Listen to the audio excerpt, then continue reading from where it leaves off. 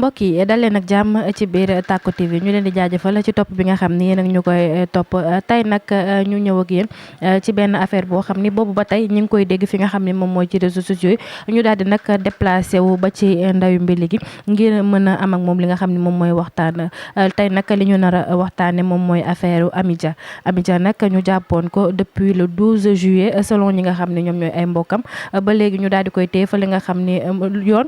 daal di koy teg loxo li ko waral nag mooy dañ ko doon jiñ li nga xam ni moom mooy ay mbiru terrorisme que yu demee noonu ay force spéciale ba tax jamono ji mu nekk ci loxo yoon tey nag ñu seet si famille ki nga xam ne nag moom mooy frère am dañu koy bàyyi déjà mu nuyoo ko ñu ñuy seetaan ñu jàll ci waxtaan bi sëñ bi ñu ngi lay nuyu. maa ngi leen di fay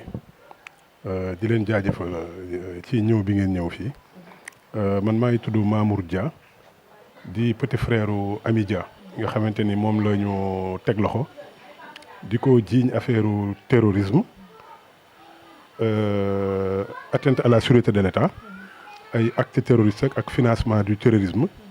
nga xam ne depuis le 12 juillet le policier yi ñëw ci kër gi jël si ko fi bon contre notre gré yóbbu ko sûreté urbaine police centrale téye ko fa pendant 96 heures après déféré ko camp pénal bon foofu la nekk ba léegi. juge bi waroon na ko recevoir après les élections mais ba léegi recevoir ko ñi ngi koy seeti ñi ngi dem ñëw ñi ngi def suñuy démarche léegi ñi ngi toog di xaar waaw. ñu jàpp ko nag depuis le 12 juillet waaye li nga xam ne moom lañ leen laaj est-ce que bi ñu ñëwee di ko jàpp fekk nañ ci moom ay preuve maanaam loo xam ne war na mën a tax ne ñu jàpp ni kii ci force spéciale yi la bokk ba daal di koy yóbbu. bi ñu ñëwee di ko jël si dañu man dama génnoon sax parce que dama dugg si kër gi gis si policiers yi man laaj leen bon ñuy nekk di ma jéem a bëgg ma semé di ma lëre quoi ma yéeg ci kaw gis ñaari policiers di ko génne ma laaj ko ni ko ñii fan lañ la jëme ñii ñan la mu ne ma ay policiers lañ nee nañ mën lañ jël si bon ma laaj benn policier bi ma ni ko fan ngeen ko yóbbu mu ne ma sa yoon nekku ci ma ni ko non mais yow tu n'es pas sérieux ngay duggee kër jàmbur di fa ñëw di jël si nit foo koy jëmee nga ne ma sa yoon nekku ci mu ne nee nañ léegi sama grande sœur bi Ami ni ma nee nañ dañ may yóbbu parce que dafa am lu ñu may toppee ma ne ko lan la lay toppee woon ma ne ko jox nañ la mandat mu ne joxuñ ma mandat ma laaj ko ndax jox nañ la convocation mu ne joxuñu ma convocation bon après ci lañ nekk xëccante jàppal bàyyil ba sama yaay sax moom moo mujj ni bàyyi leen ñu yóbbu ko sinon yeneen problème moo ci am après ñu daal leen di bàyyi ñu yóbbu ko léegi bi ñu ko yóbboo ci lañ jël taxi topp leen ñëw police centrale ba ci guddi gi bi avocat yi ñëwee ñoom ñoo génn rendre ñu compte ne ñu nee nañ dañ koy poursuivre pour atteinte à la sûreté de l'État acte terroriste ak financement du terrorisme ak bon seen genre chef d'accusation yi nga xamante ni daanaka c'est un fourre-tout quoi alors que moom c'est une personne boo xamante ne nii entière dem liggéeyi lay def ñëw bon nekk ci ay activités politiques am bon parce que c'est une militante du parti PASTEF ba pare nekk la vice-coordonnatrice de PASTEF Sam Notaire bon peut-être que seen activité yooyu ñuy def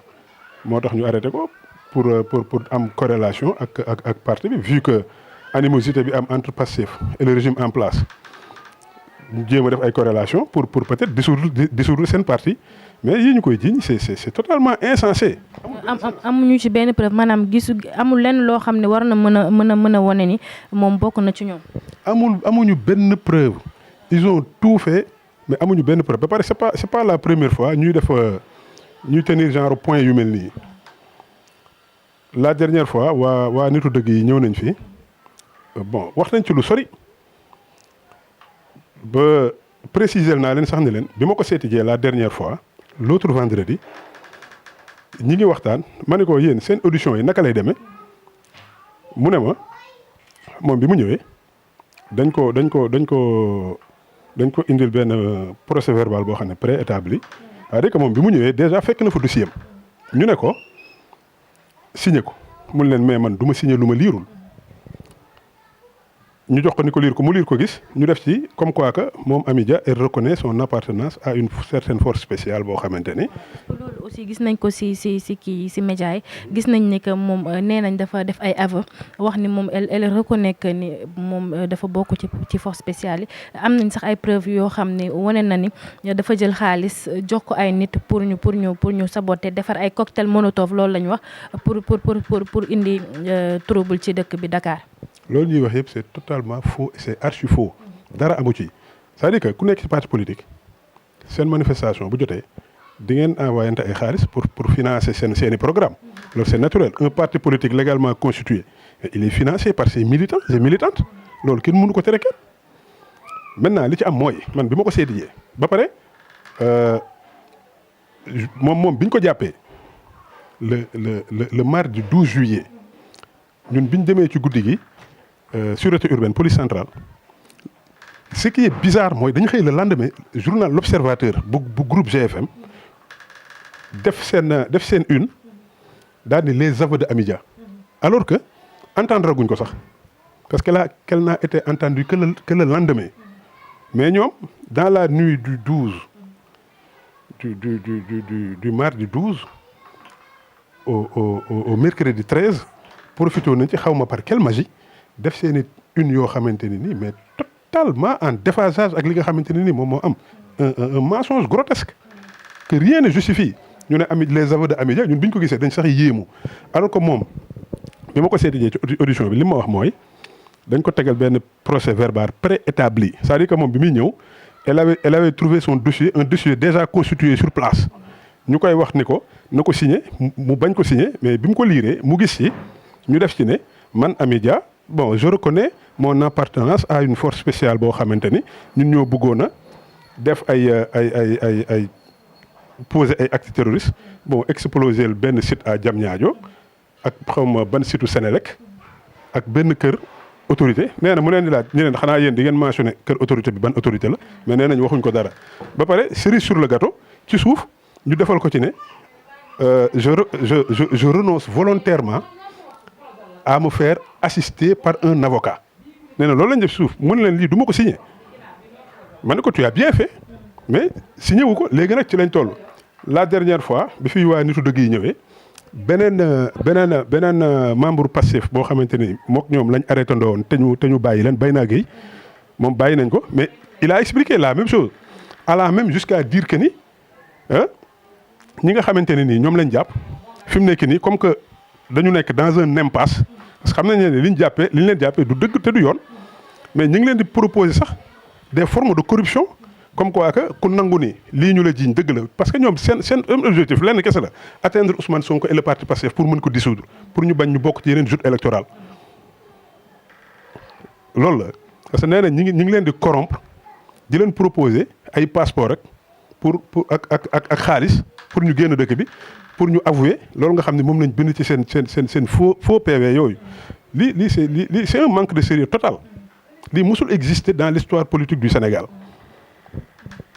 yaa ngi doon wax ne que ñoom ki nga xam ne moom mooy Amy Dia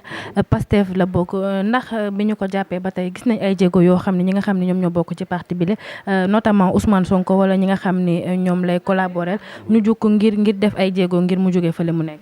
waaw loolu c'est évident parce que biñ ko jàppee ba léegi Ousmane Sonko premier jour bi muy def caravanam bi jaar na fi wax nañ ci man ak moom Pastef commettre nañ ko avocat. ba pare ñi nekk Pastef ñëpp ñu ngi koy assister waaw ñu ngi ciy jàpp bu baax a baax bàyyiwuñ ko benn yoon chaque week-end bu ñu liggéeyu dañuy ñëw ci kër gi chaque jour dañu ci pas d'ailleurs entretien bii sax ñuy def nii ki nga xamante ni moom moo ko organisé c'est un membre de Pastef en l'occurrence Bakary Ba Sakho nekk le responsable de la jeunesse patriotique de Sam doo ko ciy gërëm bu baax a baax toogul benn yoon chaque fois histoire bi moom daf ko jël daf ko son propre combat. xam nga léegi nag lii dafa nekk loo xamante ni dañ ci war a jógee mu jeex parce que comme on peut le constater notre rapport avec cette histoire day dem ba sax dafay nuru un rapport d'humiliation yaa ngi dégg une histoire d'oppression une histoire de discrimination que le régime en place est en train de faire vis-à-vis de ses propres citoyens même comment est-ce que un régime mën a jël lu toll ni des histoires de terrorisme di ko jiiñ ses propres citoyens juste pour arriver à leur fin te seen fin yi du lenn lu dul se maintenir au pouvoir lii c'est grotesque c'est humiliant c'est rageant te lii dafay war a jeex waaw. ñu ñëwaat ci ki nga xam ni moom la ñu teg loxo di Amy Dia yow en tant que frère am mën nga ñëwaat ci impact bi nga xam ni jàpp biñ ko jàpp am na ko ci famille am maanaam njabootam parce que gis nañ ay doomam yore ay pancarte di wax ni seen yaay du nekkul terroriste ban impact la jàpp biñ ko jàpp am ci njabootam. Un impact négatif vraiment parce que déjà man mii di wax ak yéen nii les samedi dafa ma daan fekk ma dem liggéeyi mais déjà maa ngi bàyyi sama liggéey ni xam nga ça a totalement chamboulé notre emploi du temps nos programmes et tout xam nga devoir jóge fii chaque jour xam nga jëkkëram mi ngi ci kaw fi mu nekk nii mais moom affaire daf ko affecté de manière négative totalement négative daf ko dégradé carrément. Parce que une famille boo xamante ni vous habitez dans un quartier où tout le monde vous respecte ci baax lañ leen xam nga ci ay actes yu positifs yoo leen di poser liggéey ñëw jàpp seen njàmbur xam nga ñu xëy jël lu toll di terrorisme di ko jiiñ nit koo xamante ne nii vous partagez la même famille en l'occurrence votre grande sœur xam nga pratiquement ñun sunu yaay la parce que lim ñu magee xam nga lu mu ci dolli woon tuuti nekk sunu yaay. yaa ngi dégg ñu xam ko ci baax du ñu wan yoon bu baax ñun ñëpp bu ñu nekkee tey ji jàng ba egg yenn niveau yi xam nga nekk di liggéey respecté sunu liggéey am sunuy jabar ci biir kër gi di yar sunu njaboot mais moom moo ñu wan yoon bi xam nga sinon bu fekkonte ni doxalee na neneen ñun tam on aurait pu prendre un autre chemin mais alhamdulilah di ko ci sant bu baax a baax parce que moom mooy taaw te moom moo ubbi buntu boobu. léegi par rapport ak sa question bi ma wax mooy comme li ma la tontu sànq rek lii pour ñun c'est une histoire d'humiliation d'oppression et bon de discrimination même moom la ñuy dund nii ça a totalement déstabilisé la famille seen programme yi changé xale yi fi mu nekk nii bon ils sont tellement touchés que boo leen di xool sax yow da nga leen di yërëm parce que kër gi boo dugg see léegi depuis un mois da nga yaakaar ni dëj moo fi am. suñu mbokk yi ñëpp dañuy bàyyi seen i activité chaque jour ñu ngi ci biir kër gi moom Métal Afrique la doon liggéeyee yaa ngi dégg assistante de direction la fa démb rek maa ngi wàcc dégg ni seen waa service yi encore ñëwoon nañ fii yaa ngi dégg te loolu yëpp ndax lan ndax des histoires yoo xamante ni qui ne tiennent pas la route des mensonges yoo xamante ne ni et puis des mensonges orchestrés par un état loolu moo si gën a doy waar des mensonges yoo xam ne teguwul fenn. ñun terrorisme li ñu ci doon xam américains yi ko doon def ak ñun c'est pour aller conquérir d'autres territoires wala ñu dem jëli alal foo xamante ne ni yaakaar nañu mën ko fa am après jaxase piste yi mais bu demee ba un état jël le mot terrorisme comme ni ma la ko waxee sànq di ko xeexe ay doomam pour se maintenir au pouvoir wala écarter un adversaire politique dangereux pour ñoom xam ne lii ce n'est même plus la peine xam nga de s'appeler sénégalais quoi lii. adduna bi dëkk bi fi mu toll léegi gàcce la pour nit ñi mën sénégalais la xaw ma xam nañ ko xaw ma xamuñu ko mais lii c'est totalement rageant quoi c'est dégoûtant. fi ñuy jeexalee moom mooy jamono ji yéen famille Amy Dia en tant que yow frère am yan jéego ngeen fas yéene nan ngeen fas yéene taxawee ngir génne ko fële nga xam ne moom la nekk yan jéego ngeen nekk di teg nii jamono ji. waaw jéego yi ñuy teg bari na parce que lépp loo xamante ne nii par la voie légale jàpp nañ ni baax na wala jàpp nañ ni. nekk na à notre portée pour que ñu mën ko génne foofu mu nekk ñi ngi koy def elle a ses avocats elle a aussi sa famille qui la soutient ses proches ñëpp ñi ngi koy jàppale bon ñii di ku ci nekk foo xam yaa ngi fay dugg ak a génn ba pare aussi jël lépp nag teg ko ci loxo yàlla waaw xam ne lii nattu la bu ñëw ci moom ñu jël ko avec grandeur et diplomatie xam nga moom tam ñu koy encourager bu baax a baax parce que vraiment elle tient le coup parce que xam nga nit si tu n'as rien à te reprocher vraiment doo gaaw a doo gaaw a lâcher prise quoi doo sombrer xam nga doo saalit xam nga bëri na des trucs yu négatifs yoo xam ne du la dal waaw bu fekkente ni mën nañ ko tuddee jàmm mën nañ ni mi ngi ci jàmm elle a la conscience tranquille xam nga parce qu'elle n'a rien à se reprocher mais ñun aussi bàyyiwuñu battage médiatique yi ñuy def nii yëpp xam nga c'est juste pour prouver parce que yii bu ñu ko jiiñee nit ak surtout ñu tudd xaalis ñu bëri rek bu ñu déggee xaalis rek Sénégal dañ naan gars yi dañoo bëgg xaalis de boo demee moo ko def de alors que li ñuy wax noonu c'est totalement faux Amy est une personne intègre nous avons grandi ensemble ñun liggéey lañ xam soxlawuñ dara nous ne manquons de rien ñi ngi sant yàlla bu baax a baax ku doon jëlee say milliards fa la ñëw di ñu ko jox pour des trucs aussi sordides mais xam nga va te faire voir lañ lay wax yaa ngi déggee ñi ngi sant yàlla bu baax bépp voie ak moyen boo xamante ne nii yoon jox nañu ko te yaakaar nañ si à notre portée pour xeex ko par voie juridique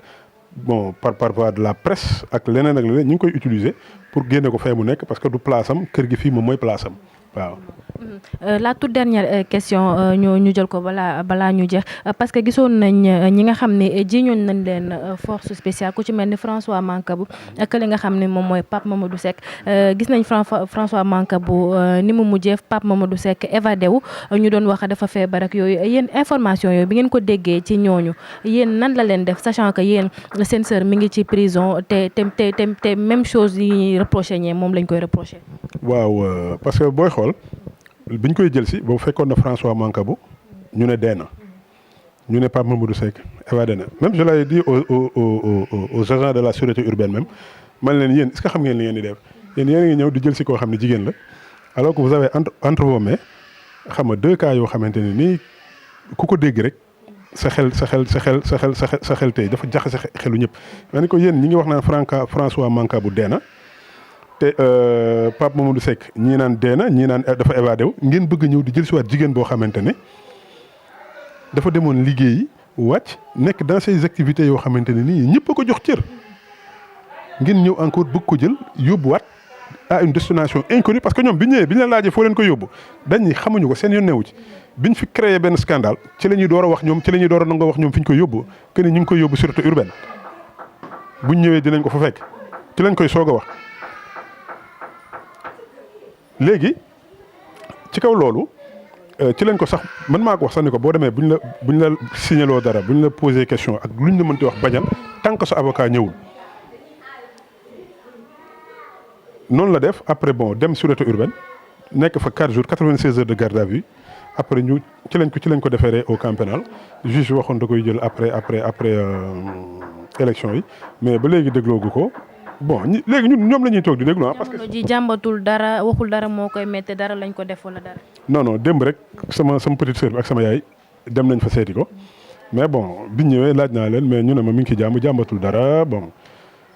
vraiment bu dee côté boobu moom côté famille moom elle est très bien assistée moom wax dëgg yàlla bon mais li ci soof rek mooy téye ko ni mu nekk en cessation d'activité te dara taxul lu dul ay caaxaan yoo xamante ne nii vraiment lii war nañ ko dépasser quoi. voilà jërëjëf Mamour Dia excusez-moi moom mooy nag ki nga xam ne moom mooy frère Amy Dia nag muy wax ni depuis le 12 juillet dañu ko jàpp li ñu ko jàppee nag mooy dañu ko jiñ dafa bokk ci force spéciale di def wàllum terrorisme kay di indi trouble fi nga xam ni moom mooy ci dëkk bi ba tax ñu daal di koy ittee depuis boobu ñoom nag li ñuy sàkku moom mooy ci nu mu gën a gaawee ñu daal di bàyyi ki nga xam ni moom mooy seen sœur bi la di Amy Dia ñu lay jaajëfal bu baax Mamour mbokk yi nag loolu lañ leen indiloon ci biir Tacko TV doon waxtaan ak famille yu Amy Dia ñu leen di wax comme toujours ngeen continuer nag di ñu topp di topp li nga xam ne mooy page YouTube bi di abonné di bës li nga xam ni moom mooy cloche notification bi leen di permettre ngeen di am vidéo yi saa yu duggee di leen jox nag dig jaje beneen yoon ci biir Tacko TV.